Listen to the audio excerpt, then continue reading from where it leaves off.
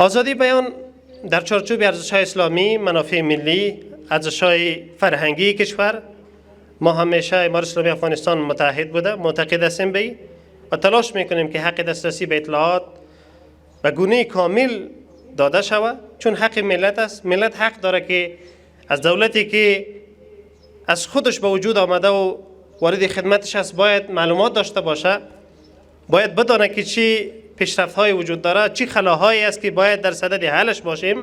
آزادی بیان هست. البته ما تعریفی مشخصی باید داشته باشیم.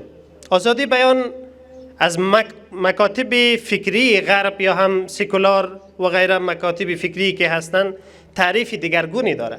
البته اسلام یک تعریف مشخصی داره، چنانه که آیه‌ای که در محضر شما تلاوت کردم، قولوا قولا سدیدا، که نتیجه به این میشه که ما زمانی که حرف راست، قول راست، اما آداب ژورنالیسم یا اصولی که ما شما در مکتب ژورنالیسم میخوانیم، اگر او درست مراعات شود، خداوند در نتیجهش میگه یصلح لکم اعمالکم، من اعمال شما را درست میکنم و یغفر لکم ذنوبکم، گناهان شما را مغفرت میکنم و دنیا و آخرت ما شما حل میشه.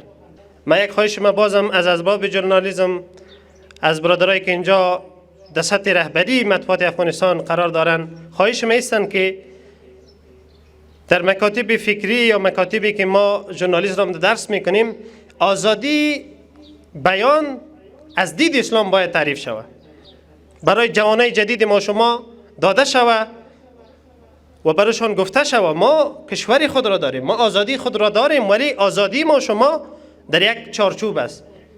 ما نمیتونیم که به خاطر آزادی کسی دیگر را خدای نخواسته حد که حرمت کنیم. مثلا اسرار دولت به هیچ عنوان هیچ کشوری در هیچ آزادی حق نداریم که ما شما افشا کنیم که منافع کشور زیر سوال میه. گفتم آزادی بیان از دید اسلام، از دید منافع ملی کشور، از دید ارزش‌های فرهنگی کشور ما بسیار احترام داریم به مطبوعات.